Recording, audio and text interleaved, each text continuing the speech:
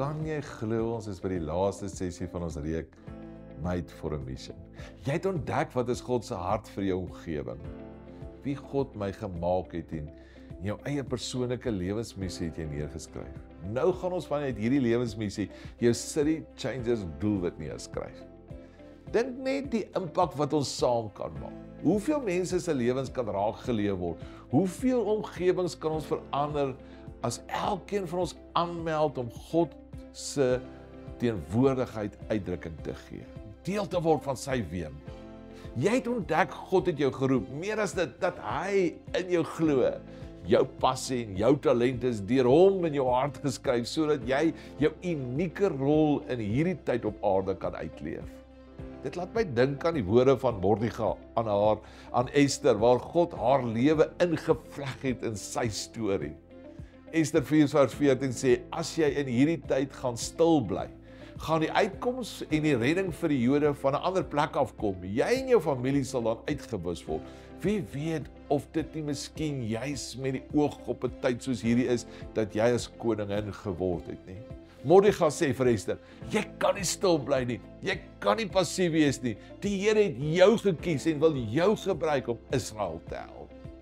Stop en dink net aan hierdie woorde. Wie weet of dit nie miskien juis met die oog op 'n tyd soos hierdie is dat jy koningin geword het nie. Die Here wil jou gebruik.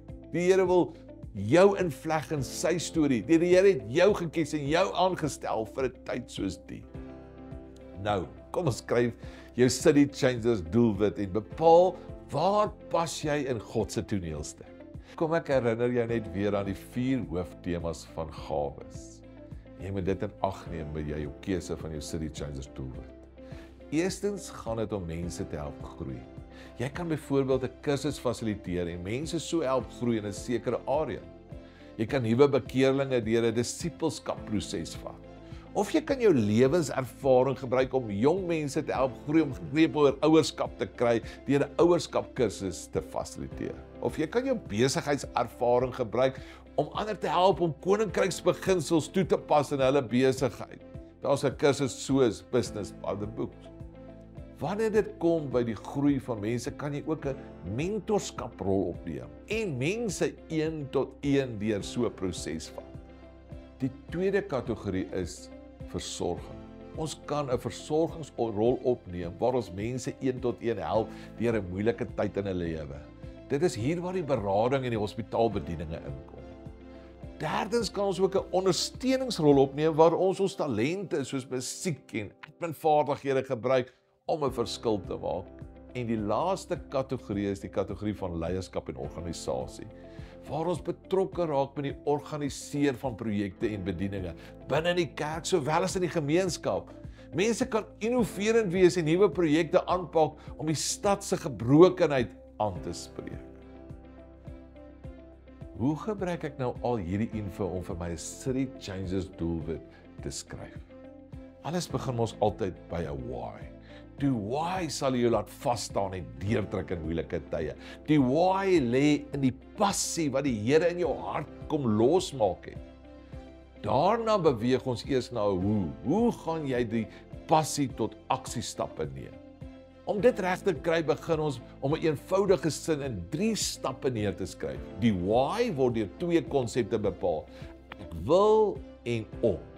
Nou kom ons begin by stap 1. Stap 1 begin by ek wil eerstens, waar wil jy betrokke raak? By watter saak wil jy betrokke raak? Byvoorbeeld media, sport, regering, werkskepping. Ek wil waar? By die life sentrum betrokke raak. Of ek wil waar? By besighede betrokke raak. Of tweedens, wie wil jy help? Ek wil mense wat in armoede vasgevang is help. Ek wil wie? Nuwe bekeerlinge help. Stap 2 is saamgevat weer in die woordjie om. Dit bepaal wat wil jy bereik of wat wil jou uitkoms wees. Ek wil jong mense help wat gaan trou om. Wat wil jy bereik? Die boustene van huwelike te verstaan sodat hulle 'n gelukkige huwelik kan hê. In stap 3 gaan jy bepaal hoe gaan jy jou doelwit bereik. Die hoe word weer saamgevat in die woordjie deur. Wat is die strategie wat jy gaan volg om by jou doelwit uit te kom? Hoe wil jy dit doen? Ek wil wie getroude paartjies help om wat wil jy bereik? 'n Gelukkige huwelik te hê. Hoe gaan jy dit doen? Deur 'n huweliksproses te fasiliteer by my huis. Nou, gaan bid oor jou City Changers doelwit en skryf jou lewensdoelwit neer. Nou is dit die tyd vir aksie. Hier is Rick Warren se woorde. Hy sê, if it does not take great ability, it takes great availability for God to make an impact with your life. Dis nou die tyd om tot aksie oor te gaan. Nou die groot vraag, wanneer gaan jy begin? Wat gaan jou eerste aksiestap wees? Skryf vir jou 'n datum neer wanneer jy tot aksie wil oorgaan. Deel hierdie doelwit in 'n kleiner aksiestappe op en gee net die eerste tree. Onthou, jy's geroep vir 'n tyd soos die. God het jou op hierdie aarde geplaas om 'n verskil te maak.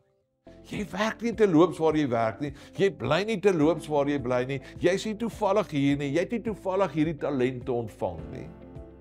Nou, gesels in jou groep oor jou City Changers doelwit. Waar wil jy betrokke raak en wat gaan jou eerste volgende stap wees om dit te laat realiseer? Nou, dankie dat jy saam met ons op hierdie reis gegaan het. Dink net wat die impak sal wees as elkeen van ons City Changers doelwit neerskryf en dit begin uitleef. Dink net hoe God se teenwoordigheid hierdie aarde gaan vul en die impak wat dit gaan maak in lewens en in ons gemeenskap.